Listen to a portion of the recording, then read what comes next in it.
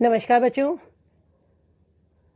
मैं अभी शुरू करने वाली हूँ कक्षा 7 के लिए पाठ 7 ताई। जैसा कि नाम से ही आपको पता चल रहा है, ताई ताई कौन होती है? ताई जो कि हमारे पिता के बड़े भाई जो हैं उनकी धर्मपत्नी। तो इस कहानी में लेखक विशंबरदास शर्मा जी जो हैं उन्होंने बहुत ही सुंदर चित्रण किया है। ताई इनकी एक प्रसिद्ध कहानियों में से है। इस कहानी में लेखक ने मानव जीवन की मानव मन की संवेदनशीलता को दर्शाया है। मन में कई भावनाएं जैसे प्यार, घृणा, अपनापन, ईर्ष्या कैसे हिलोरें लेती रहती है। और कई बार मनुष्य को यही संघर्ष जो होता है, जो उसके मन में जो ऊहापोह चलती रहती है, वही परेशानी में डाल देती है। जो अनेकों भाव जो उसके मन में उठते हैं वही परेशानी में डाल देते हैं। कि वो कई बार सोचता है कि प्यार आ रहा होता है, लेकिन अंदर से जो घृणा है वो उस प्यार को दर्शाने नहीं देती है। तो ऐसी ही एक ये कहानी है कि ताई जो है वो निसंतान है, उसकी कोई संतान नहीं है और जिसकी वजह से वो बहुत दुखी है।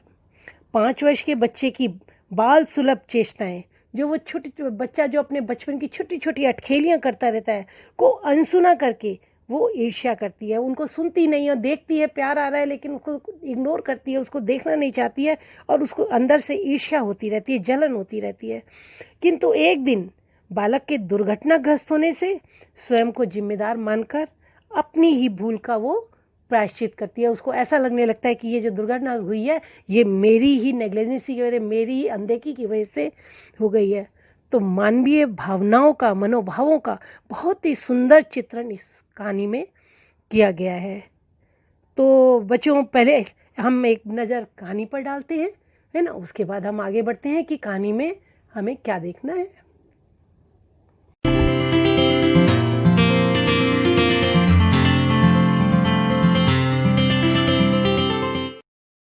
ताई।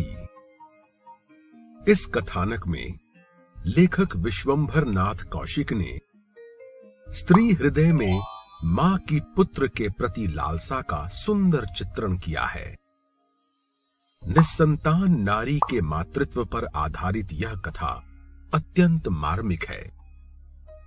इस कहानी के 3 मुख्य पात्र हैं। ताऊ बाबू रामजी दास, ताई रामेश्वरी बाबू रामजी दास की पत्नी, तथा बालक मनोहर बाबू रामजी दास का भतीजा। ताऊजी, हमें रेलगाड़ी ला दोगे?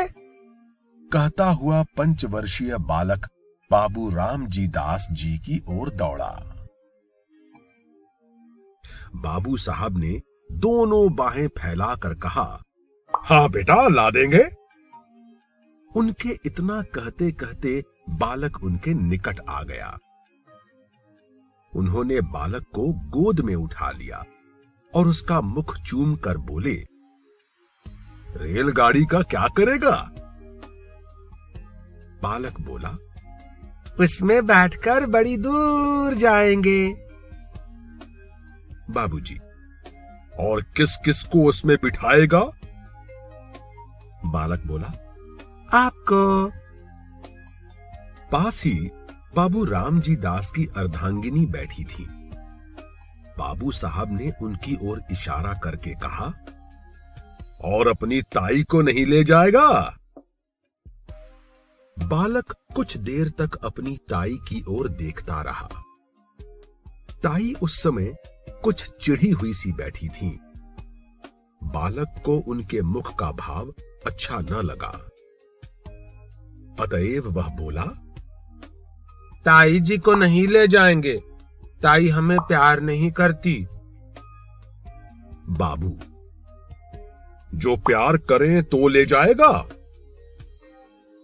बाबू साहब उसे अपनी पत्नी के पास ले जाकर बोले, लो, इसे प्यार कर लो तो यह तुम्हें भी ले जाएगा। बच्चे की बात ताई रामेश्वरी को अच्छी न लगी। वह तुनक कर बोली, अर्थात चिढ़कर बोली, तुम ही रेल पर बैठकर जाओ, मुझे नहीं जाना। ताई ने मनोहर को अपनी गोद से ढकेल दिया। मनोहर नीचे गिर पड़ा। शरीर में तो चोट नहीं लगी, पर हृदय में चोट लगी। बालक रो पड़ा। बालक मनोहर ताई के तिरस्कार पूर्ण व्यवहार से आहत होकर रोने लगा। बाबू साहब ने बालक को गोद में उठा लिया, प्यार करके चुप कराया। मनोहर भयपूर्ण दृष्टि से अपनी ताई की ओर ताकता हुआ उस स्थान से चला गया। मनोहर के चले जाने पर बाबू रामजी दास रामेश्वरी से बोले, यह कैसा व्यवहार है तुम्हारा? बच्चे को ढकेल दिया, जो उसे चोट लग जाती तो? रामेश्वरी मुंह मटकाकर बोली, अर्थात मुंह बनाकर बोली, लग जाती तो अच्छा होता। क्यों मेरी खोपड़ी पर लाद रहे थे? तुम्हें तो दूसरे का दुख दिखता ही नहीं। पराए धन से भी कहीं घर भरता है। ताई निस्संतान थीं और उन्हें अपनी संतान पाने की तीव्र लालसा थी। अपने पति का किसी पराये के पुत्र के प्रति प्रेम उन्हें परेशान कर देता था।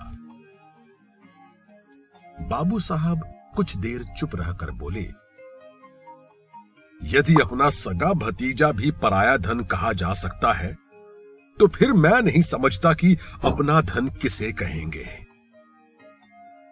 रामेश्वरी कुछ उत्तेजित होकर बोली, अर्थात भड़क कर बोली।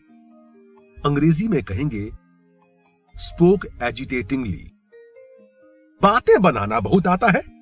तुम्हारा भतीजा है, तुम चाहे जो समझो, पर मुझे ये बातें अच्छी नहीं लगती। हमारे भाग्य ही फूटे हैं, नहीं तो ये दिन काहे को देखने पड़ते। आदमी संतान के लिए न जाने क्या क्या करते हैं, पूजा पाठ कराते हैं, व्रत रखते हैं, पर तुम्हें इन बातों से क्या काम? रात दिन भाई भतीजों में मगन रहते हो। बाबू साहब के मुख पर क्रोध का भाव झलक आया। उन्होंने कहा, जो वस्तु भाग्य में नहीं, वह पूजा पाठ से कभी प्राप्त नहीं हो सकती। यह कहकर बाबू साहब उठे और चले गए। बाबू रामजी दास धनी आदमी है, कपड़े की आढ़त का काम करते हैं, लेन देन भी है। इनके एक छोटा भाई है, उसका नाम है कृष्णदास। दोनों भाइयों का परिवार एक ही घर में रहता है। बाबू रामजी दास की आयु 35 वर्ष के लगभग है। रामजी दास निस्संतान है। कृष्णदास के 2 संतान है, एक पुत्र मनोहर और एक पुत्री चुन्नी। रामजी दास अपने छोटे भाई और उनकी संतान से बड़ा स्नेह रखते हैं। ऐसा स्नेह कि उसके प्रभाव से उन्हें अपनी संतानहीनता कभी खटकती ही नहीं, अर्थात संतान की कमी महसूस नहीं होती। छोटे भाई की संतान को वह अपनी ही संतान समझते हैं। रात को भोजन इत्यादि से निवृत्त होकर, अर्थात सारे काम से निबटकर, रामजी दास शैया पर लेटे हुए शीतल और मंद वायु का आनंद ले रहे थे। पास ही दूसरी शैया पर रामेश्वरी हथेली पर सिर रखे किसी चिंता में डूबी हुई थी। दोनों बच्चे बाबू साहब के पास से उठकर अपनी मां के पास गए थे। रामेश्वरी बोली, उस दिन पंडित जी ने कहा था कि हम दोनों के जन्म पत्री में संतान का जोग है, अर्थात बच्चा होने की संभावना है। बाबू साहब हंसकर बोले, तुम इन ज्योतिषियों की बातों पर विश्वास करती हो? ये तो झूठ बोलते हैं। रामेश्वरी तुनक कर बोली, तुम्हें तो सारा संसार ही झूठा दिखाई पड़ता है। अंग्रेजी क्या पढ़ी, आप अपने आगे किसी को गिनते ही नहीं। शास्त्र में लिखा है, जिसका पुत्र नहीं होता उसको मुक्ति नहीं होती। बाबू, मुक्ति पर मुझे विश्वास ही नहीं। मुक्ति है किस चिड़िया का नाम? ये जितने पुत्र वाले हैं, शायद इन सभी की मुक्ति हो ही जाती होगी। रामेश्वरी निरुत्तर होकर बोली, अब तुमसे कौन बहस करे? तुम तो अपने सामने किसी को कुछ मानते ही नहीं। मानव का हृदय बड़ा ममत्व प्रेमी है। कैसी ही उपयोगी और कितनी ही सुंदर वस्तु क्यों न हो, जब तक मनुष्य उसको पराई समझता है, तब तक उससे प्रेम नहीं करता। यद्यपि रामेश्वरी को माता बनने का सौभाग्य प्राप्त नहीं हुआ था, तथापि उसका हृदय एक माता का हृदय बनने की पूरी योग्यता रखता था। अर्थात उनके हृदय में बच्चों के प्रति भरपूर ममता थी। शाम का समय था। रामेश्वरी खुली छत पर बैठी हवा खा रही थी। पास ही उसकी देवरानी भी बैठी थी। दोनों बच्चे छत पर दौड़ दौड़ कर खेल रहे थे। रामेश्वरी उनके खेल को देख रही थी। इस समय रामेश्वरी को उन बच्चों का खेलना कूदना बड़ा भला मालूम हो रहा था। हवा में उड़ते हुए उनके बाल, कमल की तरह खिले हुए उनके नन्हे नन्हे चेहरे, उनकी प्यारी प्यारी तोतली बातें, उनका चिल्लाना, भागना, लौट जाना आदि क्रीड़ाएं उसके हृदय को शीतल कर रही थीं। सहसा मनोहर अपनी बहन को मारने दौड़ा। वह खिलखिलाती हुई दौड़कर रामेश्वरी की गोद में जा गिरी। उसके पीछे पीछे मनोहर भी दौड़ता हुआ आया और वह भी उसी की गोद में जा गिरा। रामेश्वरी इस समय सारा द्वेष अर्थात वैर का भाव भूल गई। उसने दोनों बच्चों को उसी प्रकार हृदय से लगा लिया जिस प्रकार वह मनुष्य लगाता है जो बच्चों के लिए तरस रहा हो। उसने बड़ी सतृष्णता से दोनों को प्यार किया। सतृष्णता मतलब तीव्र अभिलाषा सहित किसी चीज को पाने की ललक, डिजायर। इतने में मनोहर, ले रेलगाड़ी कहते हुए बाबू रामजी दास छत पर आए। उनका स्वर सुनते ही दोनों बच्चे रामेश्वरी की गोद से तड़पकर निकल भागे। बच्चों को रेलगाड़ी देकर बाबू साहब रामेश्वरी के पास आए और मुस्कुराकर बोले, आज तो तुम बच्चों को बड़ा प्यार कर रही थी। इससे मालूम होता है कि तुम्हारे हृदय में भी इनके प्रति कुछ प्रेम अवश्य है। रामेश्वरी को पति की यह बात बहुत बुरी लगी। उसे अपनी कमजोरी पर बड़ा दुख हुआ।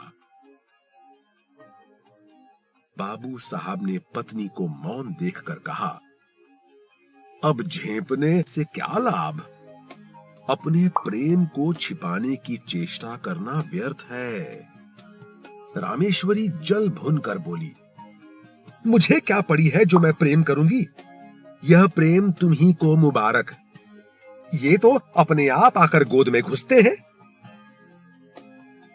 जैसे जैसे बाबू रामजी दास का स्नेह दोनों बच्चों पर बढ़ता जाता, वैसे वैसे रामेश्वरी के द्वेष और घृणा की मात्रा भी बढ़ती जाती थी। प्रायः बच्चों के पीछे पति पत्नी में कहा सुनी हो जाती थी और रामेश्वरी को पति के कटु वचन सुनने पड़ते थे। जब रामेश्वरी ने यह देखा कि बच्चों के कारण ही वह पति की नजर से गिरती जा रही है, तब उसके हृदय में बड़ा तूफान उठा, अर्थात उसके हृदय में बेचैनी और घबराहट बढ़ गई। उसने सोचा, पराए बच्चों के पीछे यह मुझसे कम प्रेम करते हैं, मुझे हर समय भला बुरा कहते हैं, इनके लिए ये बच्चे ही सब कुछ हैं, मैं कुछ भी नहीं। दुनिया मरती जाती है पर इन दोनों को मौत नहीं। इस प्रकार कुछ दिन व्यतीत हुए। एक दिन रामेश्वरी छत पर अकेली बैठी थी। उसके हृदय में अनेक प्रकार के विचार आ रहे थे। वह टहल रही थी कि मनोहर दौड़ता हुआ आया।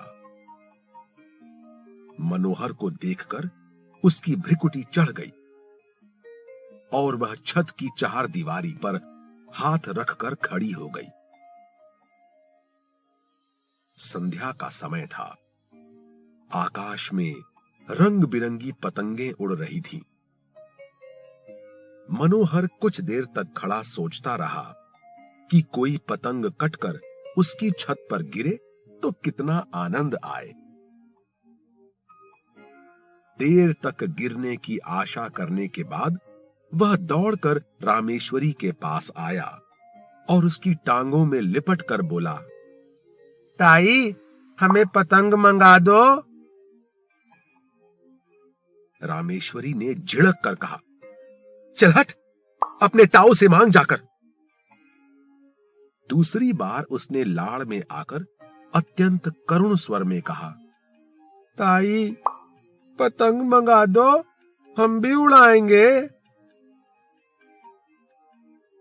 उसकी भोली प्रार्थना से इस बार रामेश्वरी का कलेजा पसीज गया, अर्थात रामेश्वरी को उस पर दया आई। वह मनोहर के सिर पर हाथ फेरने वाली थी कि मनोहर बोला, तुम हमें पतंग नहीं मंगवा कर दोगी तो हम ताऊ जी से कहकर पिटवाएंगे।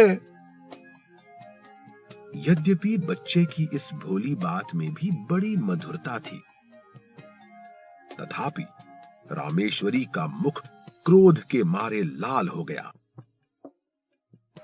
वह उसे झिड़क कर बोली, जा, कह दे अपने ताऊ जी से, देखूं वह मेरा क्या कर लेंगे। मनोहर भयभीत होकर उसके पास से हट गया और फिर सतृष्ण नेत्रों से आकाश में उड़ती हुई पतंगों को देखने लगा। उसी समय आकाश से एक पतंग कटकर उसी छत की ओर आई और रामेश्वरी के ऊपर से होती हुई छज्जे अर्थात छत के आगे की बढ़ी हुई जगह की ओर गई। छत के चारों ओर चारदीवारी थी। जहां रामेश्वरी खड़ी हुई थी, केवल वहीं पर एक द्वार था जिससे छज्जे पर आ जा सकते थे। रामेश्वरी उस द्वार से सटी हुई खड़ी थी। मनोहर ने पतंग को छज्जे पर जाते देखा। पतंग पकड़ने के लिए वह दौड़कर छज्जे की ओर चला। रामेश्वरी खड़ी देखती रही। मनोहर उसके पास से होकर छज्जे पर चला गया और उससे 2 फीट की दूरी पर खड़ा होकर पतंग को देखने लगा।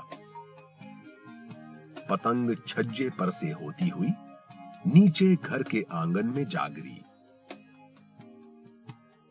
एक पैर छज्जे की मुंडेर पर रखकर मनोहर ने नीचे आंगन में झांका और पतंग को आंगन में गिरते देख वह प्रसन्नता के मारे फूला न समाया। वह नीचे जाने के लिए शीघ्रता से घूमा, परंतु घूमते समय मुंडेर पर से उसका पैर फिसल गया। वह नीचे की ओर चला। नीचे जाते जाते उसके दोनों हाथों में मुंडेर आ गई। वह उसे पकड़कर लटक गया और रामेश्वरी की ओर देखकर चिल्लाया, ताई! रामेश्वरी ने धड़कते हुए हृदय से इस घटना को देखा उसके मन में आया कि अच्छा है, मरने दो, सदा का पाप कट जाएगा। यही सोचकर वह क्षण भर के लिए रुकी। इधर मनोहर के हाथ मुंडेर पर से फिसलने लगे।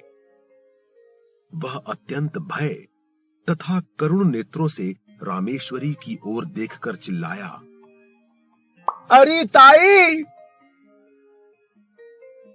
रामेश्वरी की आंखें मनोहर की आंखों से जा मिली। मनोहर की वह करुण दृष्टि देखकर रामेश्वरी का कलेजा मुंह को आ गया, अर्थात उसकी दयनीय दृष्टि देखकर रामेश्वरी का हृदय बेचैन हो गया। उसने व्याकुल होकर मनोहर को पकड़ने के लिए अपना हाथ बढ़ाया। उसका हाथ मनोहर के हाथ तक पहुंचा ही था कि मनोहर के हाथ से मुंडेर छूट गई। वह नीचे आ गिरा। रामेश्वरी चीख मारकर छज्जे पर गिर पड़ी। रामेश्वरी 1 सप्ताह तक बुखार में बेहोश पड़ी रही।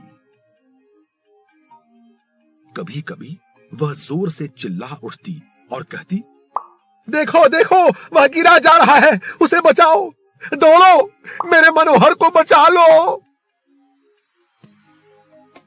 कभी वह कहती, बेटा मनोहर, मैंने तुझे नहीं बचाया। हाँ, मैं चाहती तो बचा सकती थी, मैंने देर कर दी। इसी प्रकार के प्रलाप वह किया करती, अर्थात वह अनाप शनाप बोलती थी। मनोहर की टांग टूट गई थी। वह ठीक होने लगी। क्रमशः वह फिर अपनी असली हालत पर आने लगा। 1 सप्ताह बाद रामेश्वरी का ज्वर कम हुआ। अच्छी तरह होश आने पर उसने पूछा, मनोहर कैसा है? रामजी दास ने उत्तर दिया, अच्छा है। रामेश्वरी, उसे पास लाओ। मनोहर रामेश्वरी के पास लाया गया। रामेश्वरी ने उसे बड़े प्यार से हृदय से लगाया। आंखों से आंसुओं की झड़ी लग गई। हिचकियों से गला रूंध गया। रामेश्वरी कुछ दिनों बाद पूर्ण स्वस्थ हो गई। अब वह मनोहर की बहन चुन्नी से द्वेष और घृणा नहीं करती, और मनोहर तो अब उसका प्राणाधार हो गया है। उसके बिना उसे एक क्षण भी चैन नहीं पड़ता। मानव हृदय प्रेम, दया और करुणा से परिपूर्ण होता है। यह मानव की स्वाभाविक प्रकृति होती है। इस कथानक में भी इसकी पुष्टि होती है। पश्चाताप की अग्नि में ईर्ष्या और द्वेष भस्म हो जाते हैं तथा रामेश्वरी का ममत्व जाग उठता है।